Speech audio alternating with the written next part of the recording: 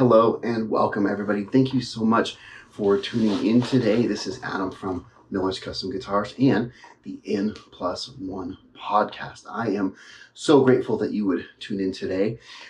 This podcast is all about obsessions. You know, we bring on amazing guests from all different fandoms and hobbies and interests, and we just ask them about what they're interested in. You know, we've had artists, we've had musicians, we've had improv comedians, we've had craft jewelry artists, we've had behavioral therapists, we've had a lot of different people, religious leaders. I'm just pursuing the question of what makes people tick, you know, and I'm asking the guests these questions. For me, I'm asking the most important question, which is not just what makes you tick, but what is next? What is N+1? What is on the horizon? What is up? What is coming? And what are you looking forward to? Today, I am very pleased to introduce you to today's guest, which is a new friend of mine. And this is Schuyler Heddings. Schuyler, welcome. Hello, happy to be here. And I'm excited to be in our little makeshift studio in my house. We're doing an in-person interview, which I love to do these. You know, there's something about having no lag over the internet. Yeah. It's great. And the other thing is, watch, we can do this.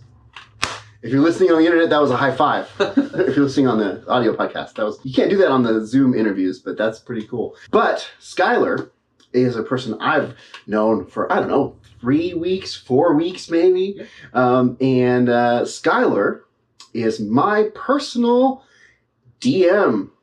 I mean, that's not all he is. Yeah, dungeon master for if you're thinking of direct message or something like that. Yeah, he is. Let me back up just a little bit and say that the other day I was driving home from work and my wife said, hey, you're coming home early, swing by Little Roots, which is the game shop downtown, and pick up Zeke. He is hanging out and watching his friends play Dungeons and Dragons. And I did, and he was having so much fun. And we had been looking for a way to start playing Dungeons and Dragons at our home. Sure. And I had gotten a starter set, but I didn't want to run it. I wanted to play it. And I was thinking I wanted to hire somebody. And lo and behold, I walk into Little Roots, and there is a dungeon master in front of me, and he's running it. And I just grabbed him. I said, hey, we want to play. We're having a little mini-cation step coming up, and I want to play, and I want to hire you. And you were so accommodating. You said, we can do this however you want. We can do it here. We can do it at your home, whatever. You were so flexible. That was so amazing. And Schuyler came into our home. This was the day after Memorial Day.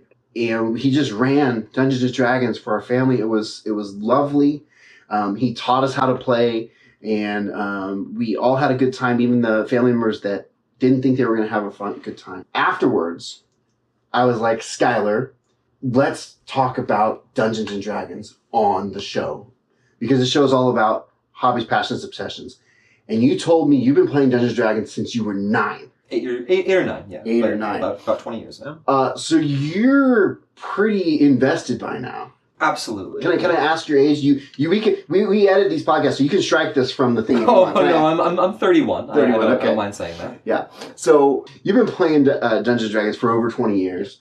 You DM a lot, yeah. And you called yourself a forever DM. Yeah. Right. And we're gonna get into some of the lingo as we go.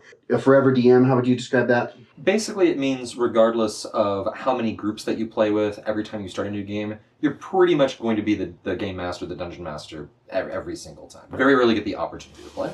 Right. And I said, you know, this show is all about people who are passionate about things, and you're obviously super passionate about Dungeons and Dragons. In fact, when he showed up at our house, he had all these miniatures. He had a board. It made it so much fun. So let's get into it. Let's start asking the questions. The first question that I always ask people is, what the hell is it? I don't always ask it like that, but what even is Dungeons and Dragons? And I always say this, explain it like I'm 5.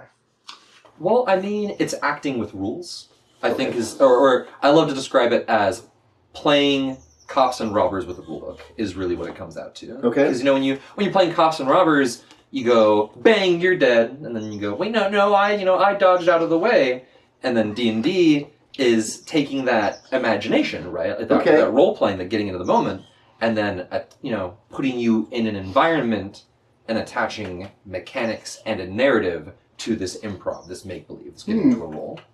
I really love that because, as you know, and my listeners might know, I've mentioned them in the past. I have 3 children, and sometimes they do just play pretend. Sure. And I shot you with my laser gun, and it killed you. No, you didn't, because I had a invincible shield.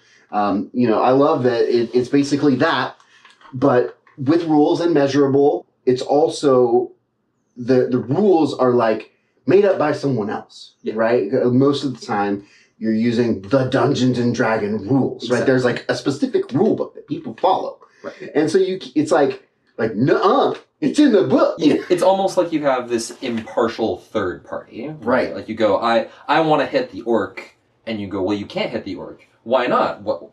You can. You're too far away. Yeah, exactly. And you don't have any throwing weapons, like you can't hit the orc, or whatever. Absolutely. Yeah. Okay, that's cool. So you mentioned you've been playing it since you were 8 or 9, yeah.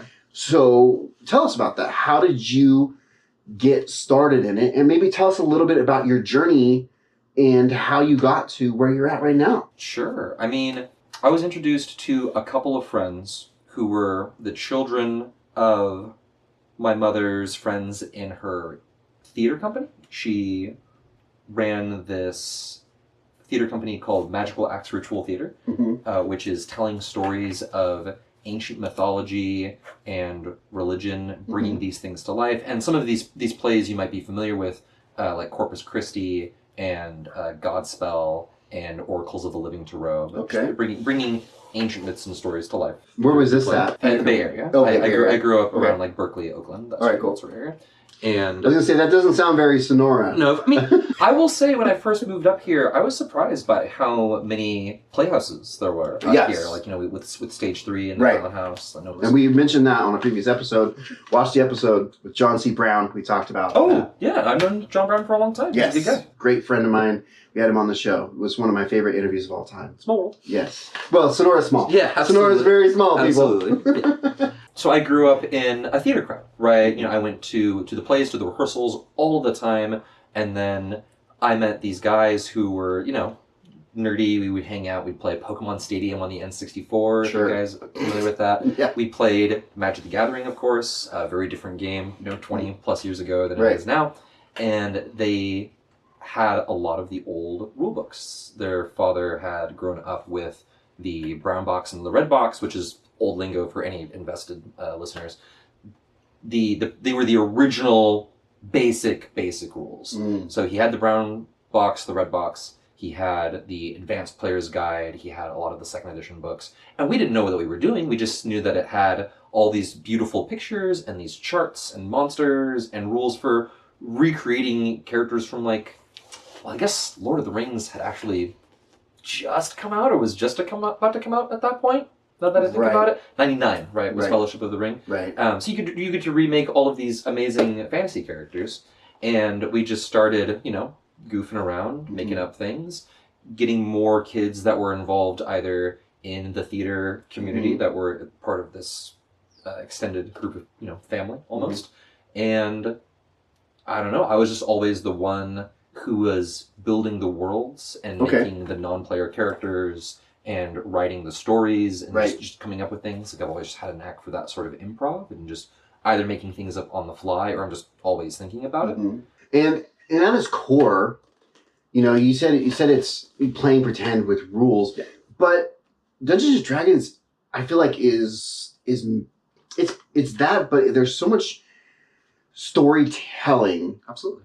On the DM's part, but also on the player's part. It's a shared narrative. Absolutely. Right, because, we had character sheets that were made for us.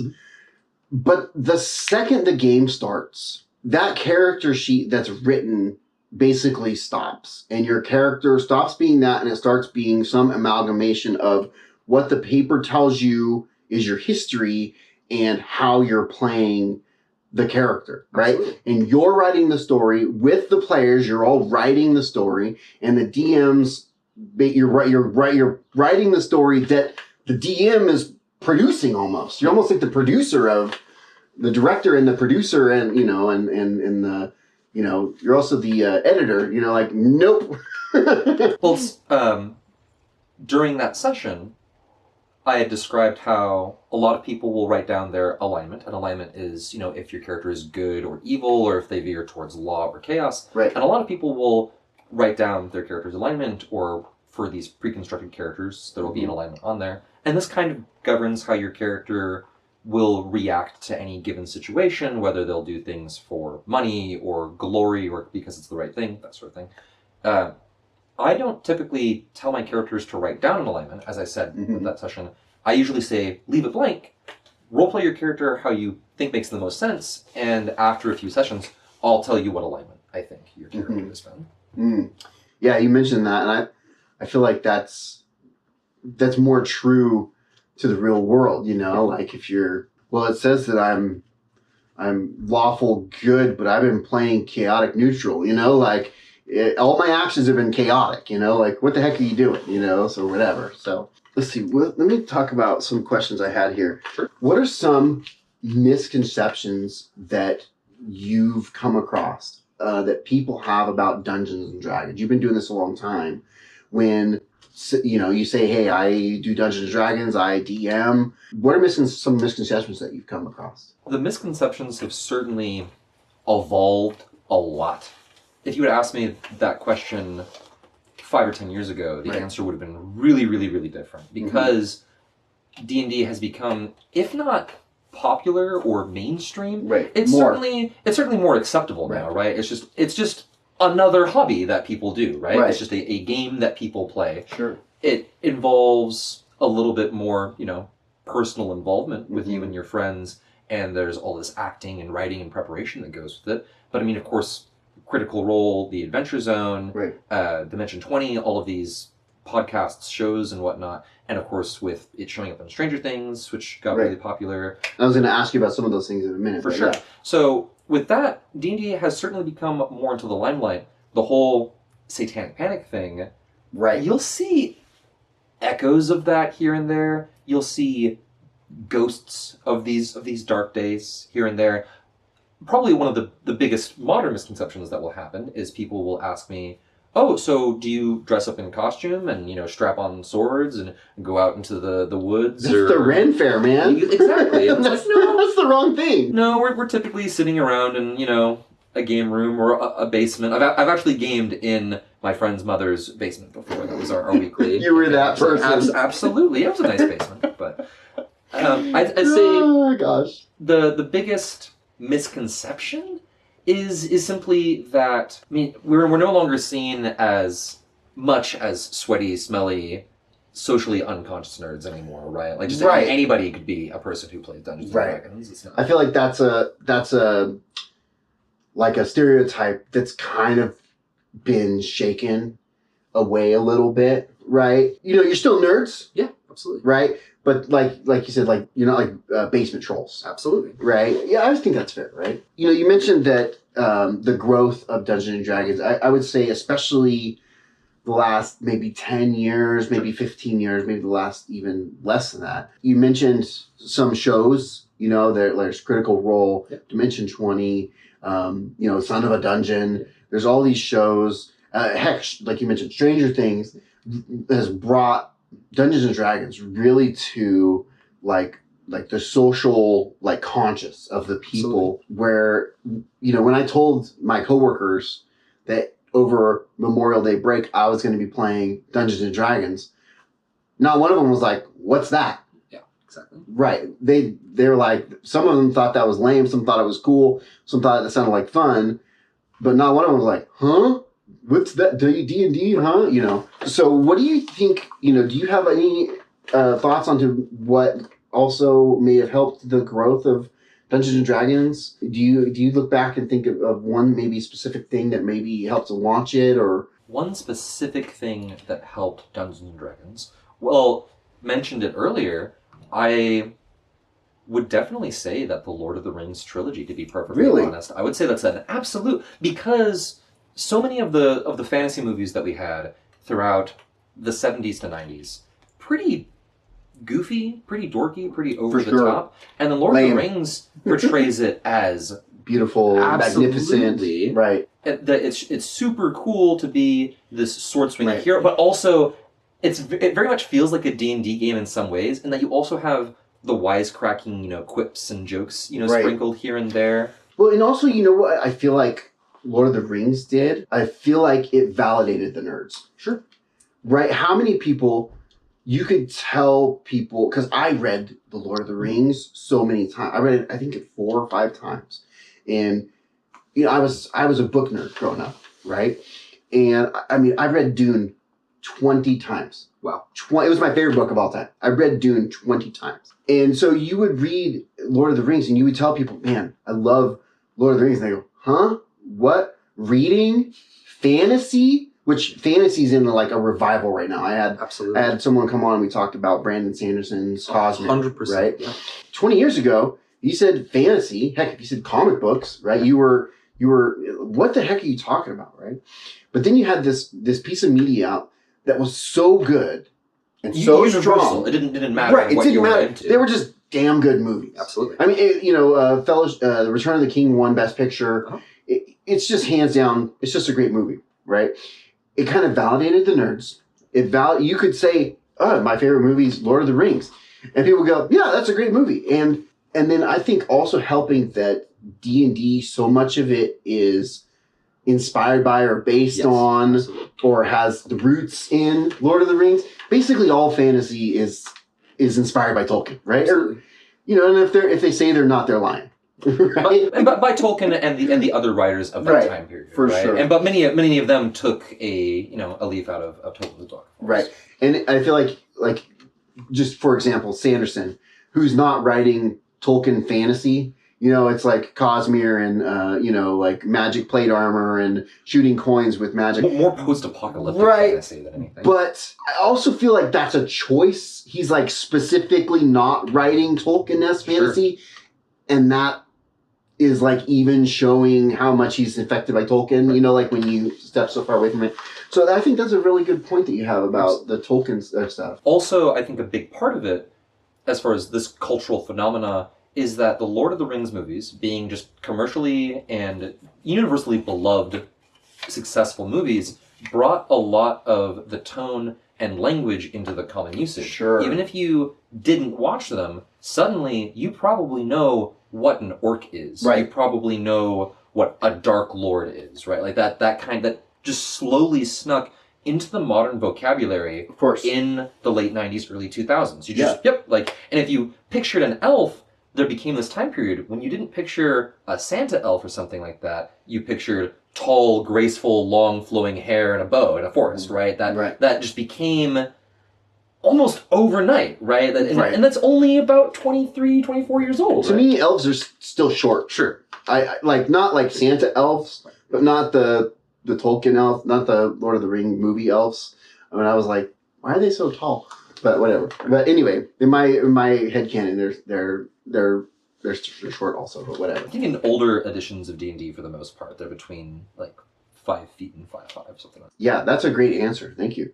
Doing so much Dungeons and Dragons, what are some of the biggest challenges that you faced, or have you had any notable, maybe bad experiences? Maybe a game that broke apart, or I don't know, something that you can share with us? So half joke answer, half serious answer, okay. And it's the first one that pops in my head. Perfect. And every single D&D player or DM will vibe with this. Okay, let's hear it. Scheduling conflicts. Of course. The number one challenge. Scheduling, of course. It's secondary to writing the adventure, making the characters, learning the rules. Everything is like, well, Tuesday doesn't work for me, or like Wednesday night I'm babysitting, or like I have to go with the kids, or I have to work a double the next day. Like, it happened this week. Yeah. Zeke's doing D&D with his friends that you're DMing. Had to move this week, so man, I mean, I'm trying to run a podcast. That's my biggest struggle is scheduling, trying to schedule guests. So, and I feel it, but yeah, scheduling Dude, I mean, you try to get, like, I don't know how people run businesses that have employees and get them to show up every day because people are a mess, man. Related tangent, when I worked at a grocery store, the person who ran the store, 40, 50 employees, the beginning of every month, he spent between 12 and 14 hours just writing a schedule, just getting all those people lined up. Yep. So aside from scheduling conflicts, the biggest thing is D&D is a hugely social game. Right. And sometimes people just don't click, and sometimes it won't be immediate, right? Yeah. Sometimes you'll just realize that you don't vibe with somebody, and most people don't like confrontation. Right. So these things can fester for a while, right? You'll have... They can drag on. Absolutely, yeah. Like, how long have you continued to play with a bunch of people you don't like? Most notably and most recently up here, we had a long-running campaign, and this was a sort of campaign where we had a large pool of players, and people like came in and out of it quite frequently, but some people had more free time than others, and there was one player who eventually kind of started stealing the spotlight from the other characters and was doing everything that everybody else did and was very grandstanding, and if you try to point out their flaws, they were very emotional and just kind of bullying the other players. And then eventually they said, hey, don't do this. And they said, I'm not doing anything wrong. And the other players came to an ultimatum and said, either you kick this player out or we're all leaving.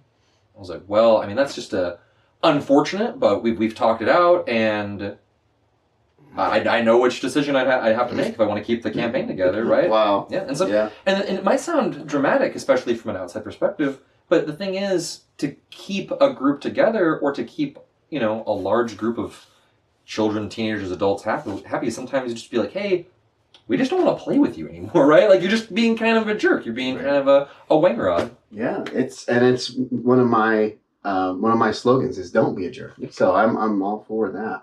Awesome. But communication first. Always try and resolve the issue first. That's a skill that a lot of people don't have, is resolving conflict. Yes. That was a great answer. Thank you so much. Of course. What about not Dungeons and Dragons so much, because obviously you love it, but specifically being a DM? What about doing that fills your bucket? Why do you do that? Why do you do it? Why are you always the bridesmaid and never the bride? Well, I think the main answer for me personally as Dungeon Master is I love world building. I love creating this living, breathing, vibrant environment for, the sandbox for my players to play around in, right? I love drawing maps. I love coming up with histories and cultures and things like that. And very, very Tolkienian, right? Tolkien was a world builder first and then a writer and a poet second, right? He created whole languages and lexicons and histories, right? I'm pretty sure after he wrote The Hobbit, he took like a bunch of years off to write like an entire language and like 3,000 years back history before he wrote The Fellowship of the Ring. Pretty crazy. And the difference very much shows, right? Right. The Hobbit is just, a charming short story. It's lighthearted, charming, exactly. And then The Lord of the Rings feels like a documentary with prose. Right, exactly. Exactly. So, and I love bringing a group of friends together and bringing them into that world with me. And it's so satisfying when you create the setting and the players are engaging with it meaningfully, and something will click. You'll mention something offhanded, and one of the players will be like, "Oh, wait, does this architecture matches, like this bridge matches that gate that we saw back in that city. Maybe that hidden runestone that we're looking for is back in that one place." And you didn't have to tell them that. You just showed it to them, right? Like, you painted this picture and they saw that missing piece. When they go there, it's so satisfying when those pieces fall into place. That's amazing. Oh, that's awesome. That's a great. I have a question from my son Zeke. Sure. This is a question from a fan. Not my fan, though. Oh. Your fan. Which is, what is the funniest character that you've ever seen someone do? Oh, so you have to understand that I've been playing this game for such a long time. Right. Whatever comes to mind. So there's been some pretty great ones. One of the first ones that pops into my mind was, I can't remember his name. It was something silly. It was a horse. The character was playing a horse. And his actual character's name was something, like Lord Darius Tiberian III Esquire or whatever.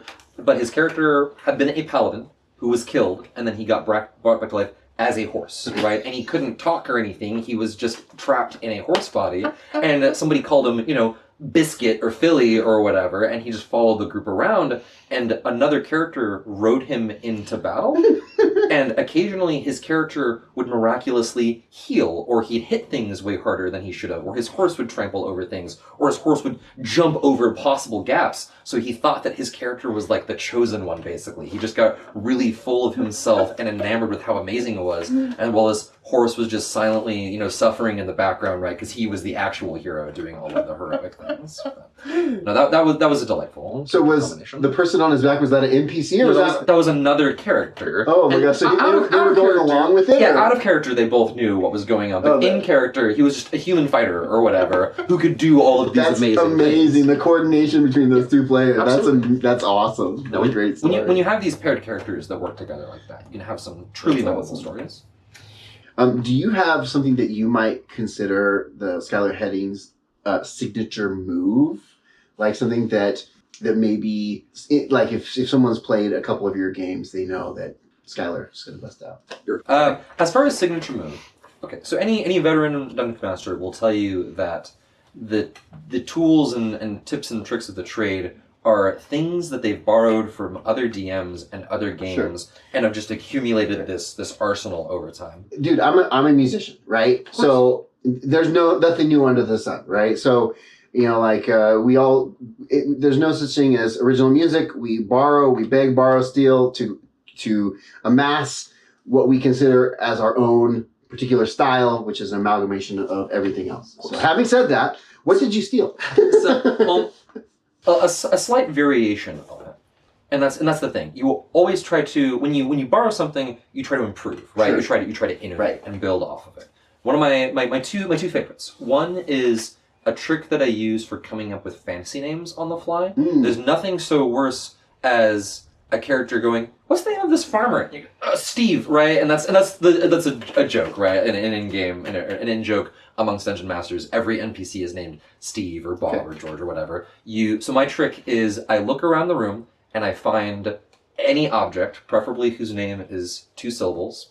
You take off the first and last letter of the object and then add 1 or 2 different letters into it, and you suddenly have a fantasy-sounding name, right? Like. Can you demonstrate right now? Absolutely. You run into the farmer Locus. A locus? Yep. Okay, and what was the word Clock. I just looked at clock over there. Clock. Yep.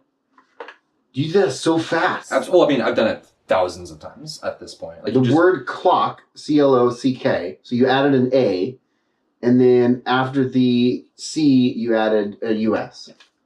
Oh my gosh, that was so fast! Yeah, you mean... I would have to think for I could do the same thing. But I'd have, clock,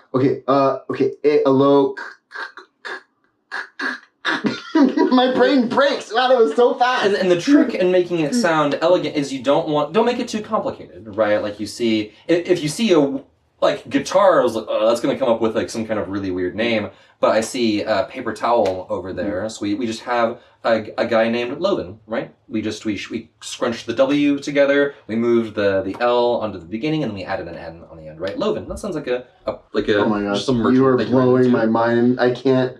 You're doing this so fast. I can't even. It's just practice, right? So the other trick, my favorite thing to do, and this is building guys. Off of we mentioned collaborative storytelling earlier, right? When a player asks a question that you don't know the answer to about the world specifically, one of my most favorite things to do, and I think this really helps bring the players into the game. And if the question is what is the name of the town over here, or who lives over here, or what is the statue a person of, don't just say your character doesn't know, or don't say, well, I don't know, or say, why don't you tell me? Literally let them leave a mark on the world. Especially if they make it in character, what is this village over here? It's like, well, my character has been through this village in the woods before, and I know the innkeeper there. His name is Escon, and he owes me a favor so he can get us a room at the tavern. And as the DM, it's easy to go like, well, that's not part of my story, but you didn't have a story for that town anyways, or that stretch of the woods, so why not? Now your player has done some of the work for you, and you can freely just put that in, and it immediately makes them feel like they're a part of the world, and like they had an impact on the story and the narrative. That's amazing. Yeah, that's awesome. Everyone, like I mentioned, everyone's writing the story, so you have them collaborate, to write the story. This is just another question I was thinking of. When you ran D&D for us, we had a booklet, and you were going through the booklet. Have you done many like homebrews, or have you done many that weren't specifically D&D, that were just like RPGs that were their own thing, that was like sci-fi or just made up who's and what's it's? Well, typically the vast majority of the adventures that I run are homebrew. Okay. I write almost all of my own adventures, campaigns, and characters. Oh, amazing. That's not to say that I don't like modules, or that I don't think that they have their place in the hobby. Sometimes I'll find a module that I really like, and DMs do this all the time. They'll find a dungeon or an adventure, and they'll put it in their world, and maybe file off the serial numbers or change some names around to fit within the narrative. Analogy. And then you just can plop it in there, right? Yeah. And it's perfectly okay to just run a pre-made campaign or adventure or anything. The thing that draws me to the hobby is making those things. The creativity. But sometimes you'll find a really cool adventure and you're like, oh man, that's really cool. And I don't really want to just steal bits and pieces from it because the whole thing is awesome. I'll just change some of the things around it so that it works in my story. With that being said, sometimes it's okay to just be like, hey guys, I'm not really ready for tonight's session, or I'm not even in the mood to run the normal campaign. Let's run this, out of the box. Let's just run this, this one-shot module campaign or whatever, right? And that way it's fresh for all of us. We're just doing something new. Do you have something that you might consider a guilty pleasure? Something that, and this is what I want to say. I want you to admit something right now, that if there's another DM watching you and you admit it, I want you to be embarrassed that another DM is watching you right now, and you're gonna be like, some other DM is like, oh my god. Well, it depends really on how judgmental the other DMs. Oh wait, I don't know. Reusing dungeons ad infinitum, right? I guess that's my real big one. Is if I have a dungeon or a character or an adventure that I really like, and I'm playing with a new group of players, or even I've done this before a couple of times. I've run a dungeon before. Fast forward years later and have one or two of the same players in there. Well, if I just change the names around and I make it from an ice-themed dungeon into a desert-themed dungeon, nobody will know. Or similar to that, I'll just take a dungeon from some video game and I'll just change the names of it and change the monsters or what around. Wholesale thievery, love it. Absolutely. And the best way to do it, and this actually spawned an entire campaign that I wasn't expecting. Have you played, are you familiar with the Fallout games? The Fallout games? Yeah. I'm familiar with them, I haven't played them. So I took the setting at one point of Fallout 3 and I just flipped it on its head. So rather than a giant wasteland, it was a giant jungle teeming with life. Okay. And instead of a city that was built into a crater, it was a ruined temple built on a hill. And I just rethemed the mutants as orcs wandering through the jungle. Sure. Just completely just changed it all. Changed the names of the modern ruins into magical dungeons, and boom. So I guess, and again, I can't think of anything personally that I've done that pretty much every DM hasn't done. And DMs engage in this kind of wholesale, just take something off the shelf and just, they don't need to know. What they don't know won't hurt them. Right. Or photocopying a map from some random paperback novel that you grab off the shelf at your local bookstore. Anything like that. So nice. I love that answer. That's a great word. So shameless borrowing. And I love the way that you put it, filing off the serial number. Yeah. That's a good way to see it. No one will know. That's awesome. As long as they're having fun. When you look back at your time doing this, do you have maybe one particular moment or maybe a type of moment that you would consider like your favorite moment? I'd love to hear like a specific story, maybe when everything came together or something. Do you have something that you would consider your favorite moment or best moment, your crowning achievement? And of course, there's so many, right? The whole point of this is to make stories, is to make these memorable moments. And there's been so many times where it's everything hinged on one die roll and the fates and the cosmos align. And it's like, okay, you are only going to do this. That's so outlandish. It's not going to happen unless you roll a natural 20 or a 19 or whatever. And then the player, everybody stands up and they gather around the table and you roll. And there's the slow roll as the die teeters over and it's on the 2 and then it clicks over on the 20. And everybody loses their minds. And TV shows have like really blown this out of proportion as having like, you know, it's happening every session. But those moments truly do happen and they're truly amazing. Probably, I mean, a recent thing that happened. I mean, this has joined the ranks of my most favorite things to ever happen in a D&D campaign. And this happened just a few weeks ago, to be perfectly honest. They had found this magical item that I had made. It's a magical ship in a bottle called the Morning Star. And when you speak the command word, the bottle disappears and it grows into a full-size ship. You get a whole boat when you speak this command phrase. And then afterwards, you can speak the command phrase, shrinks back. Very cool little item. I thought they were just going to use it to get back to town. It also has a safety feature built into it. You can't use it when you're indoors, like in an enclosed space. It just won't work. So at the end of the last session, or session before, I finally threw a big dragon at them. This young blue dragon named Doomspark came flying out of the cave cliffs where they were exploring this ruined town.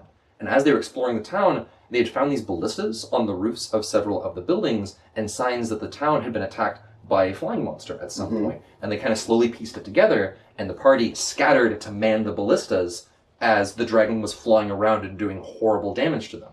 One of the characters, and this is the reason why I had to design this encounter, had been begging to be shot out of a crossbow or a bow at an enemy, and he was playing a gnome, and I was like, well, gnomes are small, but you're not that small. You can't be fired out of a bow or a crossbow.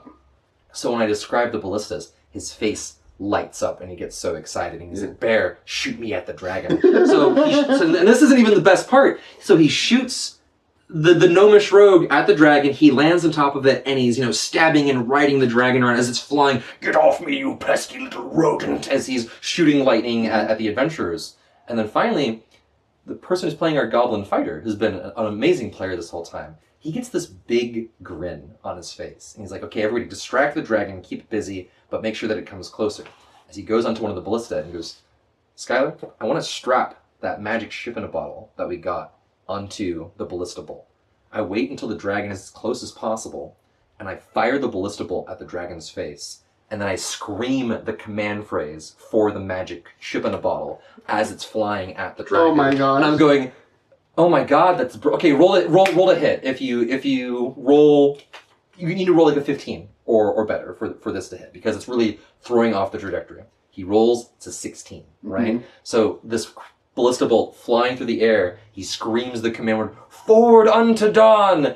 And this giant full-size sailing ship, as the dragon turns, what in a as this ship just beans the dragon upside the head and it goes, spinning through the air. You just do 50 damage. The dragon just takes 50 flat damage, kind of plummets through the air, skids along the ground as it has this boat-shaped bruise on the side of its face. Amazing. Absolutely wonderful. And completely unplanned. I didn't think that they were going to weaponize the ship in the bottle, right? I was like, they're gonna shoot the ballista at it. Maybe one of them, I knew one of them was gonna jump on the dragon and try and fight it in the air, of course, but shooting a boat at a dragon, these are the moments that you live for in D&D, right? Nice. All right, Schuyler, that was an amazing story. Just firing that ship out the cannon. That sounds... I can't believe someone thought of that and that it worked. I was just happy when I rolled, when we were playing, and I did my attack, and then I rolled a 20 and then double criticals. Right. And I did maximum damage, and I felt like a god. Yeah, with my little hobbit guy. So you had this like little miniature surge of adrenaline. Right, I was like, yeah! So far I'd been like on the brink of death like 5 times. So for somebody like maybe our family, or someone listening to the show that has never played D&D that might want to get into it, do you have any advice that you might give to a beginner that is getting into it for the first time? What advice would you give to that? Just do it. Just do it. Literally just start playing D&D. Okay. There's countless resources on the internet. Some of my favorite YouTubers like Matt Colville, and then of course individuals like Brennan Lee Mulligan and Matt Mercer. You can watch their videos all day. You can read articles by people like The Angry GM and Zbashu. the best way to start playing D&D is to just go for it. Not everybody can be an amazing improv actor, not everybody can be an amazing writer or draw maps or come up with, crazy stories and backgrounds and whatnot. But you don't need any of that to just start playing the game. And the only way that you're going to get better, completely subjective, at running or playing D&D, you've just got to go for it. Come up with a simple premise for your story. And that's, start small, right? Start with some basic story. Pick somebody who's going to be the GM. They can run a pre-made adventure or they can come up with something of their own. But you really just need to come up with a basic story, learn the rules, and do a crash course. You can be like, hey guys, this isn't going to be part of some ongoing long story. Let's just, one at a time, let's all go through the player's handbook, figure out how to make characters, and our job is, escorting farmers through a valley, and we're going to get attacked by goblins at one point, right? And then we have to go to a dragon lair to rescue a maiden from the dragon. It's totally okay to do these things because you're playing D&D. That's the number one advice, is just start playing as simple as possible, learn the rules of the game, and the more that you do that, the more that you practice, just like with anything, right?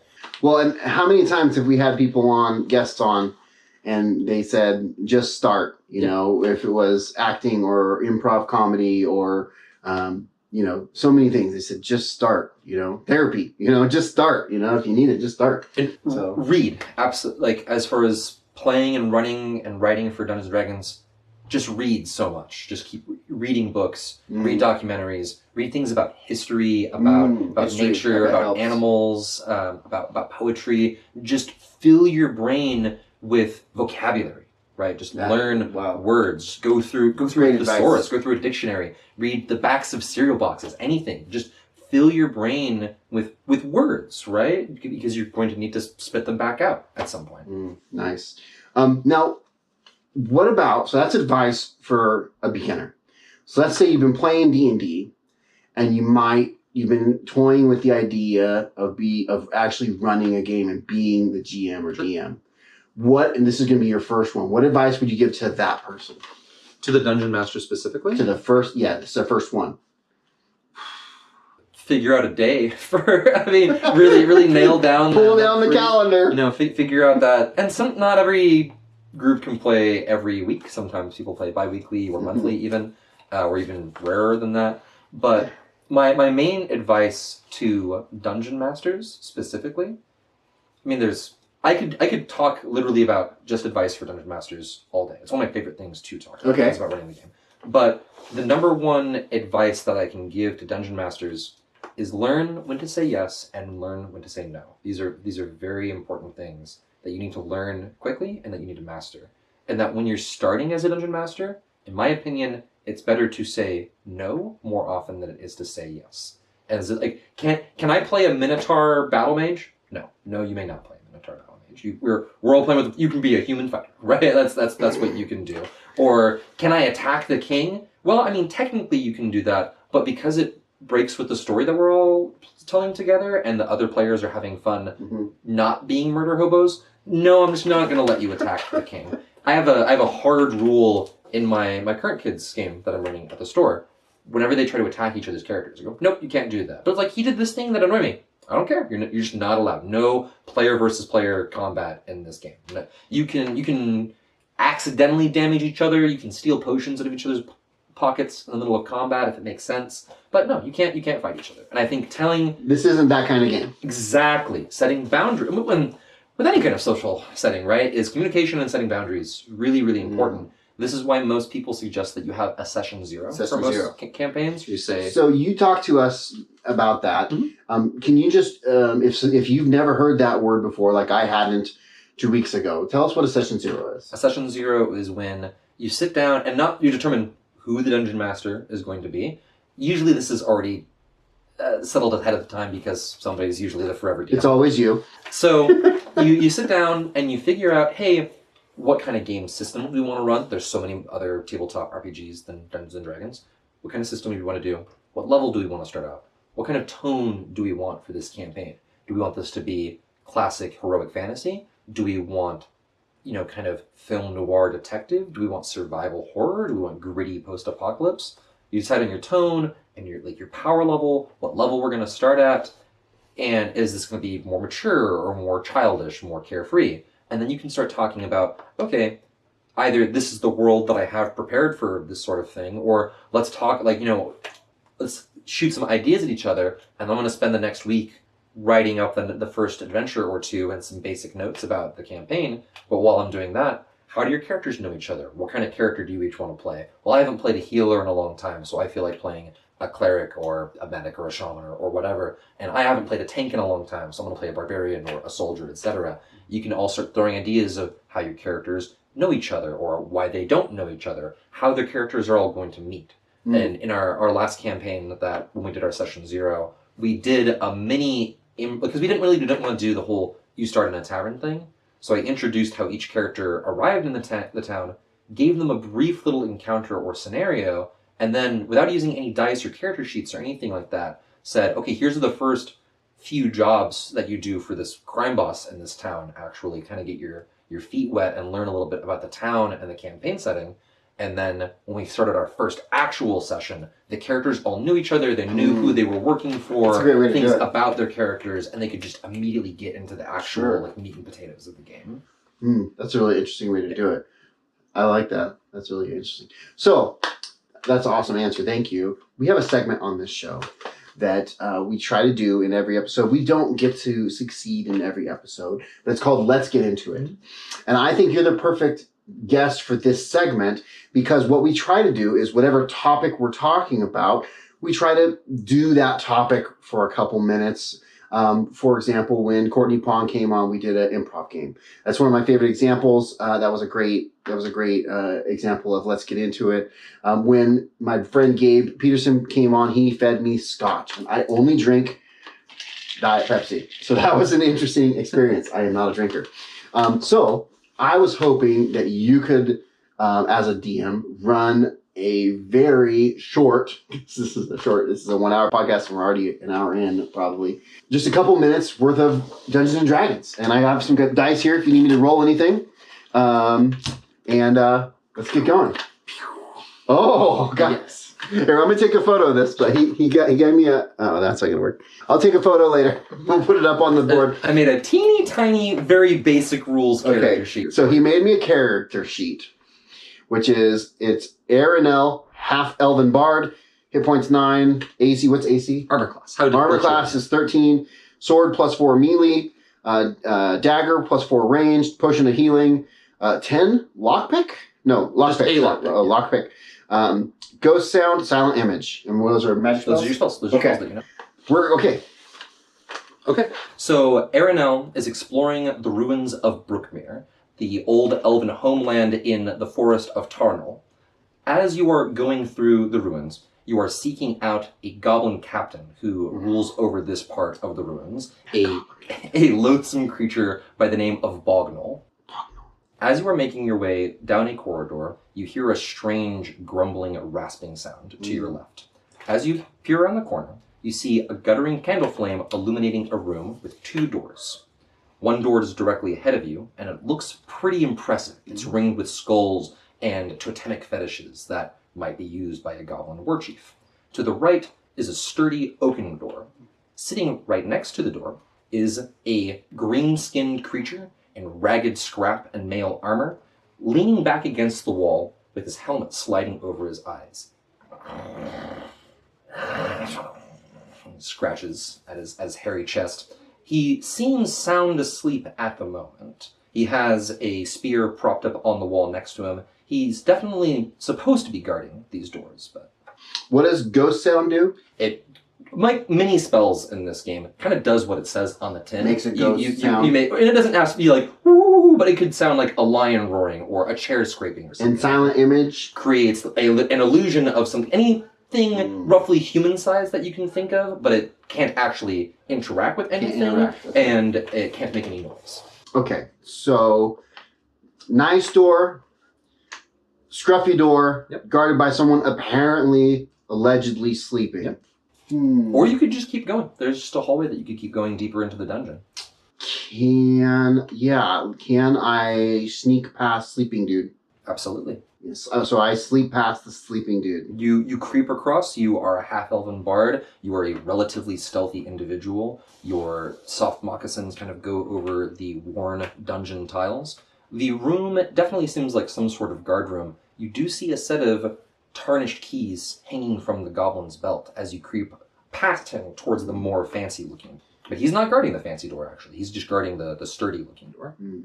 And there was nothing else past him? There's no... Okay. Nope. Can I sneak up, now that I'm past him, can I sneak lower and get up really close to sleeping dude and kibosh him? Could just kibosh him? Just like, Yeah, like smack him over the back of the head? Like, yeah, I've been playing a lot of Tears of the Kingdom lately. Sure. And there's like, I don't know if this is in Dungeons & Dragons, but there's like a back strike that does like 8 times damage. Is that a thing? Absolutely. Can I try that? Absolutely. Okay, just go ahead and roll a d20 to try and sneak up on him. Okay, so D20, that's this one. Yeah. That was a 12. 12, okay.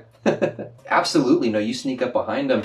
And are you just hitting him like in the back of the head with the pommel of your sword, or? Yeah, let's do that. Pommel of the sword, kibosh. Okay, so he's asleep, but I want to make sure he's like... So you have an 8-sided die over there, and you're just going to roll that twice. Yep, you're just going to do an automatic critical hit to him. 7 and 6. Okay. You creep up behind this goblin, you raise your elven blade over your head, and you crack him in the back of the head. He kind of just makes this sound as he just kind of stiffens in his stool, and he just slowly slides and crumples to the ground. Okay, so then I grab his keys. Okay. And there's a nice door and a gnarly door. Yep. He's not guarding the nice door, he's guarding the gnarly door. Although he's guarding this, it's to the right. It's made of sturdy oaken planks reinforced with metal, and then directly across from you is a door that's ringed with skulls and fetishes and totemic symbols. And he was guarding just the sturdy-looking door off to the side. Just now that he's taken care of, I'm feeling good. But my Elven heritage, I come from like background, with some weird memes, some weird background. So I the curiosity is getting the better of me, and I want to see what's in the weird door. Okay. So I want to go over there. Can I peek through the keyhole first? Absolutely. Yeah.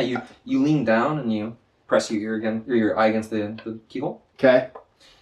You can't get a great view of the room as it's a pretty small aperture that you're peering through, but it looks like it's a pretty big room. It looks like it was once a tomb of some sort. You can see some old standing sarcophagi scattered around. One looks like the lid has been slid off onto the ground. You can actually, through the door with your enhanced Elven Heritage hearing, you can hear somebody walking around. They sound like they're wearing armor of some sort. You can't see them from this vantage point. Can I go back to the dude I knocked out and rummage through his pockets and check him for stuff that I can maybe use? I mean, other than his keys and his spear and his helmet and his armor, he's also got a wineskin. Okay, so I take the wineskin. Sure. Because, even though I just mentioned I only drink Diet Pepsi and not Scotch or wine. But I take the wineskin. Okay. Also the spear. Okay, sure. Is there room for the spear? Absolutely, yeah. You can always use another spear. Absolutely. Right. So I'm gonna check the gnarly door. Not the fancy one, the one he was guarding. The one he was guarding. Absolutely. Yes, I'm gonna use the keys to see if I can open that door. Okay. There's only a couple of keys on the ring. You try the first one, it doesn't fit. You slide the second one in, you turn it, there's a satisfying as you turn it. Do you open the door? Yeah, let's go for it. Wait, just to be ready, I pull out a dagger in one hand and a spear in the other hand. Okay. And I'm right-handed, so I got the spear in the right hand and the dagger in the left hand. Okay, got it. No, wait, switch it. I forgot I'm left-handed. I'm right-handed. My character's left-handed. So he's got the spear in his left hand and dagger in the right. Okay. So you unlock the door, you loosen it, you ready your weapons, you kick the door open, and it's actually just a small armory.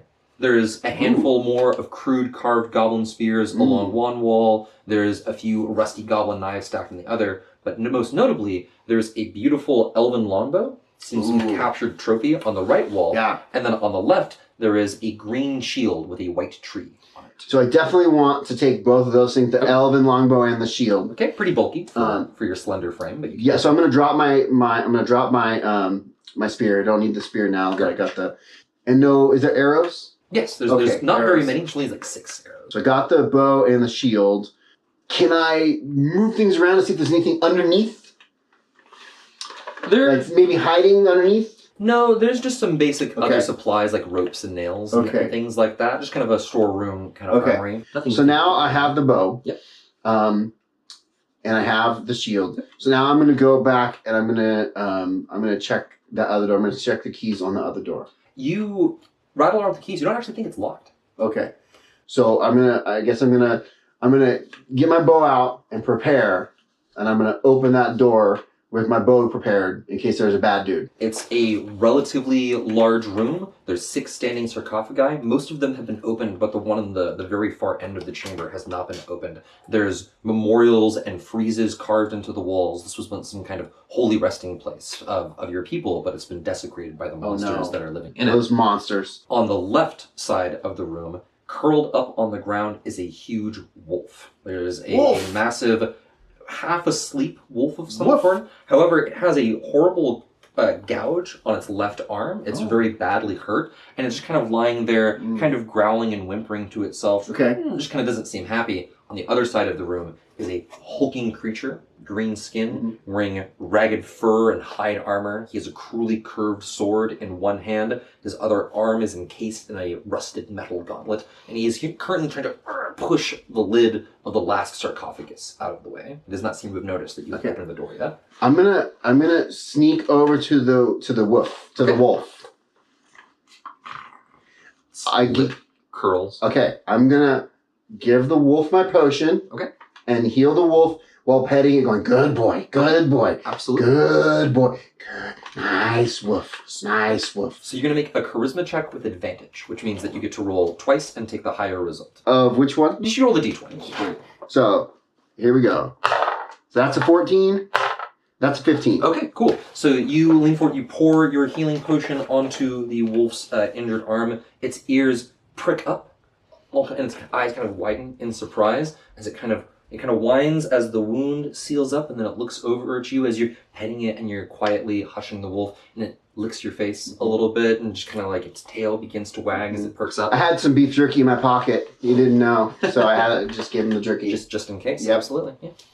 Okay, well you've got this wolf on your side now. Yep. However, Bogno is about to slide off the sarcophagus, and who knows what can happen. Okay, so here's what I want to try to do. I want to shoot an arrow. This might be a higher dice roll, such that it pins the sarcophagus. What's the sarcophagus made out of? Stone. Stone, that won't work. Could be a magic bow.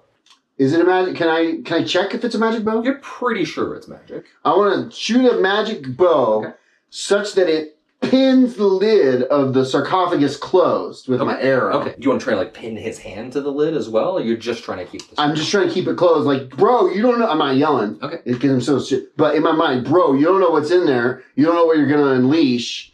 I also don't know if he's a big, scaly dude. But I don't know if he's bad. Like, I killed the other dude. So maybe I'm the bad guy. But, but he just had a pet. He was just a dude with a pet. But I was pretty sure he's bad. But yeah, so far, I just want to know. No on the sarcophagus, arrow, trying to pin the lid closed. Okay, roll it. 20? Yep. Okay, D20. Oh gosh. That was a 17. Awesome, okay. Your arrow flies through the air, leaving this streak of gold and emerald light as it flies forward, slams into the sarcophagus lid. There's this puff of dust and chips of stone as this yard-long shaft crunches into the sarcophagus. The goblin captain gives this yell of alarm as he leaps back from the sarcophagus, and he spins around, his wide yellow eyes fixed on you. He twirls his scimitar. You have walked into your tomb at this point, pointy ears. Have you any last words before I gut you? Hey, Mr. Whoa, bring it back. Just wanted to not start a fight here. Look, we got the dog. Look, I fixed your dog. And I didn't want to start a fight. I'm sorry about the dude. He's going to be fine. But look, I think if you open that sarcophagus, bad things are going to happen. And I think we should just leave the sarcophagus closed and just call a truce and get out of here. I have plundered these last 5 tombs without any kind of interference. What makes you think that anything will happen if I open this last one? Did you read the spells, bro? Spells? Yeah, bro, the spells. I'm pretty sure. I can't read. Look, I can read, okay? And I read the sign on the wall. You said you can't read, right? Not a lick. Look, there's a sign right there on the wall that says if you open all 6 sarcophaguses, it's going to release the evil. It's going to kill everyone. Isn't the plural of sarcophagus sarcophagi? Look, I don't know if it's guys or girls, but they're sarcophaguses, okay? And if you open them, it's going to release the evil. It's going to kill everybody, not just you, not just me, everybody in the world. You can't have that. Okay. I'm trying to convince the guy. I'm totally bluffing. Oh, absolutely. Right. But now, do you think there's anything that you could do to lend some credence that there's something spooky or mysterious happening in here? No, but there's something I can do to convince. Oh, yeah. So I could do the ghost sound and silent image. So I do the ghost sound and silent image, and say, look, bro, look, it's already starting to release. Look, there's maybe ghosts. do you make spooky sounds with the ghost sound? Yeah, spooky sounds, and there's ghost images of spookiness. Oh, and there's just specters flying around. Yeah. Okay. And you've already started to release it, maybe. And if we don't just walk away, I feel like their power is starting to wane. So if we just get out, if you just leave it and peace out. Go ahead and roll it with advantage. And this is just persuasion? Yep. You just roll. I mean, this will probably be a deception check. Deception? Okay. Maybe even intimidation, for that matter. Intimidation. Okay. And I just want to mention, crazy troll person, obviously I'm being honest because your dog trusts me. Would I be bad if the wolf didn't trust me? Elves are full of trickses. Oh my gosh. Okay, let's just check. All right. So that's a 15. That's a 15. All right, awesome. So you conjure these ghostly specters and oh, do not disturb our tomb. Bogno looks around, his eyes. This is me doing the spell fingers behind my back. Right, naturally. Bogno looks around, his eyes widen fear, his long snake-like tongue comes out and licks over his eyeballs as he can't really believe what he's seeing, and then finally he just looks at you and just, get out of my way, elf, and he just makes a break for the door. Nice. Can I see what he found in the other sarcophaguses? You see rings, bracelets, old cloaks and burial shrouds, some ancient silver elven coins. Stuff worth money and stuff? Oh, absolutely. So I take all of that. I also open the last one and I take that. Okay, as you pull out your arrow and you heave, you're not super strong, you're kind of light. You heave, he loosened it for you. Can I get the dog to help me push? Absolutely. The dog leans its shoulder into it and the two of you slide it off. However, it seems right. that your warnings might have actually had I was right! As this elven revenant holding a pale sword like glass, its eyes flicker open. The warmth of life has entered my tomb. I hate it when I'm right. And that's where we would call it a wrap. Nice. There, and we'd live it up. I convinced the guy! Oh my gosh, that was awesome. Thank you so much. Of course, absolutely. That was a great little story. Okay, guys, that was amazing. So, Schuyler, for you in your D&D journey, what is next? What is N+1? What are you looking forward to? What are you planning? Do you have any big campaigns that you've been writing? I don't know. I don't speak for you. What is next? So, I guess in a broader sense of the term, I want to be running as many games as possible. And constantly, I want to improve my DMing style. I've grown a lot as a DM just in the last few years. And I constantly want to be telling better stories, simplifying and streamlining how I do things. But most importantly, I want to bring D&D to as many people as possible on a very personal level. Nothing wrong against, the Critical Role and things like that. But I feel like things like Critical Role and the D&D movie and things like that are they are misrepresenting D&D in a way. And my goal is to bring D&D to the community, bring it to, your friends and your family and everything like that, as just a hobby that you can do with people that you love around the kitchen table, something that you can just do casually.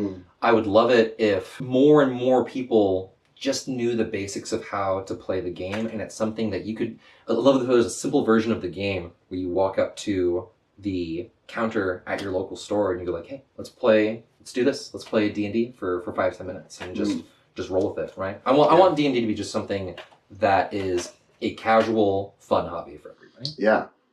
And we played. It was very fun. It was very different. We actually play a lot of games at our house, board games and stuff like that. And D&D was very different than anything we've done. So very imaginative. So, well, thank you so much. That's basically the show. Thank you so much for coming on. Absolutely, my pleasure. How can people get in touch with you? How can people, do you have an Instagram? How can people follow you? So I don't use any sort of social media, Okay. to be perfectly honest. But other than Discord, that's what I use Okay. for contacting everybody.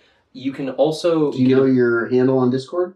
Or do you want to share that? Yeah, absolutely. If you want to ever send me a message, ask me any questions about Dungeons & Dragons, my handle on basically everything, if you see this username while you're playing a game online, there's a good chance it's me, is Schyler Walker. It's spelled just like my name, Schyler, Walker, all one word. You can find me on Discord with that. You can message me on Steam. You can message me at skylerwalker@gmail.com if you want to ask me any questions about D&D, hear any more stories about my time playing. I've got hundreds of them. Great. We will put links in the description for all of those things. Or you can try and get a hold of me through Little Roots, of course. You can Right. call If you are our store, messages on Instagram, Facebook. If you are in Sonora area, then and you're looking for a DM, you can contact Little Roots and ask for Schyler. Absolutely. So we're going to get you out of here, but we're going to ask the 2 silly questions, which is the whole reason I even do this show. Yeah. This is Just to ask like people silly questions. It's my favorite part of the show, Sure. which is 2 silly questions. Which is, the first question is, I want you to say a couple sentences and name drop the most famous person you've ever met. Well, I guess I lived with the most famous person that I've ever met, to be perfectly honest. She's an acclaimed fantasy author by the name of Diana Paxson. Okay. She wrote the Westria series and a couple of other books. She consulted with an author by the name of S.M. Sterling to write a series of books. And yeah, she's just a wonderful fantasy writer who lives down in the Bay Area with her wonderful family. And I got to live with her for like a couple of years. Long story, but yeah. That's awesome. Oh, that's great. That's a great story. Okay, and then the last question, we'll get you out of here. And if you're watching right now, we just did a whole episode where we talked about this. We debated. We watched cartoon theme songs. But in your opinion, what is the greatest all-time cartoon theme song? Instant answer, and there's so many great ones to pick from, but it almost definitely has to be from the original Pokemon show, right? Gotta catch them all, man. I mean, like it's gotta be. It's so good. I wanna be the very like. No one ever was. And as far as Catch them is my real test. To train them is my cause. So real quick. So we just did. I didn't have an episode in the last time. I try to release every other week, and so I got my sister and my wife on, returning guests, and we just we talked about cartoon theme songs, and we actually watched the songs. I knew it was going to get copyright flagged. Every single cartoon theme song that I put on there was copyright flagged, but only one cartoon theme song got the video blocked, and it was Pokemon. Really? Yeah, Wow. so I had to re-edit it, take out Pokemon, and re-upload it. I mean, Nintendo's pretty jealous and But that's a banger, man. Absolutely. It's so good and so singable. You want to sing it with all your friends. 100%. And I was saying in that podcast, I was saying, like, that's like the one that needs to be covered by Journey. Sure. Like, can you imagine, yeah, like, 100%. like Steve Perry, like, with, anyway. Yeah, I've said either that is the most iconic, or the SpongeBob theme song is up there too. As far as like everybody just starts singing along with it, right? Like, or references it. Yeah, we had a couple good ones in that episode. We talked about, and I mentioned that it's a little generational, right? So people my age, I wouldn't have said SpongeBob. I had someone, so close to your age who also said SpongeBob. But we talked about, the Tick for me was so iconic, and Gargoyles, and for me, the Batman, the original animated series. Sure. Right. We didn't mention Batman, but what my sister mentioned was X-Men, of course. X-Men, That's a banger. What my sister mentioned was, and I forgot all about it, was Batman Beyond. Sure. Man, that one goes hard. And my wife mentioned Gem. Remember 80s cartoon Gem and the holograms? That song is a banger, man. Anyway, watch that episode from last week. It's really good. It's really fun. But anyway, your answer was Pokemon, and I can't argue with Pokemon. It's so good. Anyway, guys, thank you so much for tuning in. I had a lot of fun filming this episode in person. These episodes are a lot of fun to make, and I just hope that you are enjoying them. If you are enjoying them, like I'm enjoying them, I invite you to, number one, if you're watching on YouTube, to give us a like. And, if you like this kind of content, go ahead and subscribe so you'll be able to catch videos in the future. If you're listening in an audio podcast, whether it's Spotify or it's Stitcher or Apple Podcasts, a great way you can support the show is to give this episode a follow, a heart, a review would be great. Any of those things always helps out. And then another thing you can always do that helps the show is to share an episode, any episode that you find interesting. Share that with someone that might find it interesting. This is an episode about Dungeons and Dragons.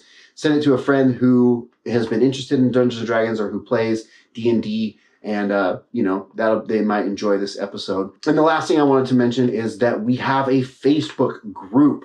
I'm going to put the link in the show notes. The Facebook group is very small. It is, you have to put in a request to join the group. I don't just let anybody in. Like I mentioned in the last episode, I only want the authorized weirdos. Weirdos are welcome, but I only want them if they're authorized. I don't just want any random person in there. I want to make sure that you are getting in on purpose, and that way we can keep out the ads and the spam. But I want you guys to join the Facebook group so we can post additional information. There's additional content for some of these episodes. Like if there's an artist, we have photos of their art. Like stuff like this will have additional photos of the dice, and my character sheet and all that stuff will be uploaded onto the Facebook group. And there will be a link in the show notes, no matter how you're getting this, to that. Anyway, guys, thank you so much for tuning in. I hope you enjoyed it. Schuyler, thank you so much for coming. And until next time, everybody, don't be jerks.